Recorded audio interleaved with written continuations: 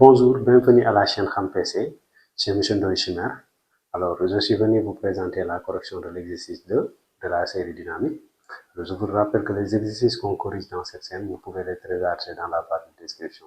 On y va, donc pour cet exercice de dynamique, nous sommes dans un match de basket et on lance une balle. On veut savoir si le panier est réussi. Voilà, c'est la première question. On nous demande de déterminer l'équation de la trajectoire. Dans ces exercices, quand on vous demande l'équation de la trajectoire, vous devrez faire les équations pour pouvoir donner l'équation de la trajectoire. Ici, le système, c'est le ballon et que on est dans un référentiel terrestre typosé Galilée.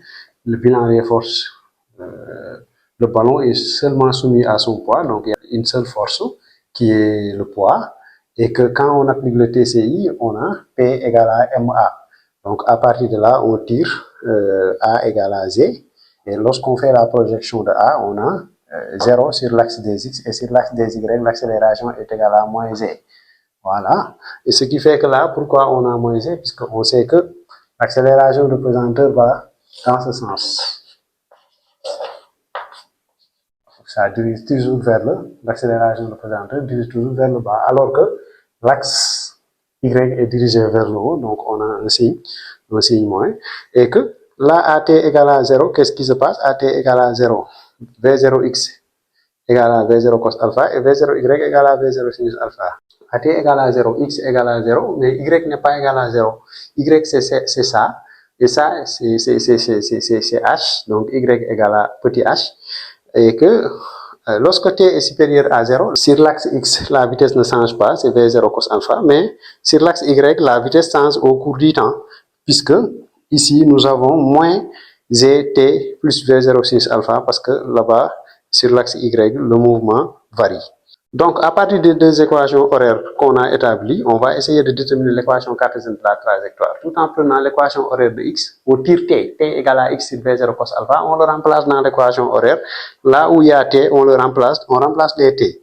Et quand on remplace les t, on va se retrouver avec une équation qu'on appelle l'équation cartésienne de la trajectoire. Cette fois-ci, l'équation cartésienne de la trajectoire est sous cette forme-là. Il y a un h. Et cette équation cartésienne de la trajectoire nous permettra maintenant de répondre à la question suivante, qui est la question 2, où on nous demande de déterminer la valeur de V0 si le panier est réussi. Alors, si on lance et que si on lance la balle et que la balle arrive à entrer dans le panier, qu'est-ce qui se passe dans ce cas? Si la balle arrive à entrer dans ce panier-là, cela veut dire que la balle atteint cette distance, D, x égale à D, et que y doit être grand H. Y doit être égal à grand H. Et comme on a ça, on va essayer de poser cette condition. Si le panier est réussi, donc x égale à D et que y égale à H. Et c'est là qu'on remplace maintenant H, et partout où il y a x, on remplace par D, ce qui nous permet de tirer V0. Et là, lorsqu'on calcule V0, on trouve 9 mètres par seconde. Si le panier est réussi, ça veut dire si la balle est entrée dans le panier. Question 3a, on nous demande de calculer la durée pour que le ballon arrive au panier. Alors, on avait déjà établi des équations, donc on prend l'équation horaire de x et on tire t. T égale à x sur V0 cos alpha, et ce x là, on va le remplacer par d. Ça veut dire lorsque la distance entre le joueur et le panier, ce qui fait que si on le remplace avec d, on va se retrouver avec cette formule-là. T égale à D sur V0 cos alpha, donc si on calcule t, on trouve 1,1 seconde. On arrive maintenant à la question 3b, où on nous demande de calculer la vitesse d'arrivée du ballon au point C. Alors on applique ici, on nous a demandé même d'appliquer le théorème de l'énergie cinétique. Donc on lance avec la vitesse V0 et ça arrive ici en C avec une vitesse Vc. Alors on va calculer cette vitesse en appliquant le théorème de l'énergie cinétique. On a 1 demi mvc carré moins 1 demi mv0 au carré égale à quoi? Le travail du poids. Mais attention, le travail du poids ici, on lance la balle monte, donc c'est une montée. Il faut mettre le signe moins, sinon ça ne marchera pas, parce que le travail du poids ici sera résistant. Et comme le travail du poids c'est un travail résistant, il faudra mettre le signe moins pour montrer que c'est résistant. Égal à mgh hgc. Alors, G est là, C est là. Donc la hauteur entre ces deux points, c'est cette grande hauteur moins cette petite hauteur. Donc HGC est égal à grand H moins petit h, qu'on va mettre ici en remplaçant. Et avec des simplifications, on se retrouve avec VC égale à V0 carré moins 2G facteur de grand H moins petit h. Et que si on calcule VC ici, on trouve 7,8 mètres par seconde. Maintenant, on arrive à la dernière question, la troisième question, la question 3C.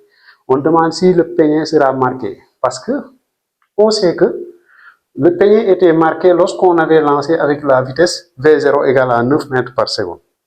Alors, mais le seul problème, c'est que cette fois-ci, il y a un autre jour qui est l'obstacle. Et ce jour-là qui est l'obstacle, il se trouve à 0,9 mètres du jour qui lance le ballon. Alors, comment faire pour vérifier ça? Par exemple, si le jour B est là, et que la hauteur du jour B est de 2,7 mètres. La hauteur du jour B est là. Maintenant, quand le jour A lance la balle, il faut vérifier que s'il atteint cette distance-là, x égale à 0,9 mètres, est-ce que le y sera égal à 2,7? La balle ne passe pas. Si le y est inférieur à 2,7, la balle ne passe pas. Mais si y est supérieur à 2,7, lorsque x égale à 0,9, la balle passera. Et c'est ça qu'on va chercher. Donc, c'est ce qu'on a mis ici. Calculons la hauteur atteinte si x égale à 0,9. On est en train de vérifier si le peignet sera réussi. Donc, c'est en calculant cette hauteur atteinte, lorsque x égale à 0,9, on remplace maintenant dans l'équation cartésienne de la trajectoire la valeur de x qui est 0,9. Et lorsqu'on le remplace, si on calcule, on trouve ici y égale à 2,8. Et lorsque y égale à 2,8, cette valeur de y qui est égale à 2,8 est supérieure à 2,7. Donc, au moment où la balle arrive à 0,9 mètres, la balle dépasse le jour dont sa hauteur est de 2,7 mètres. Donc, lorsque ça dépasse le jour, le peignet sera marqué puisque ça passe l'obstacle. L'obstacle ne va pas l'empêcher de passer. Si ça passe l'obstacle, le peignet sera réussi puisqu'on l'a lancé avec 9 mètres par seconde. On a dit avec la même vitesse. Et cette vitesse-là, lorsqu'on l'avait lancé en première, lorsqu'on avait calculé, c'était la vitesse pour que le peignet soit réussi. Y est supérieur à 2,7 mètres, donc le ballon passe et le peignet sera réussi.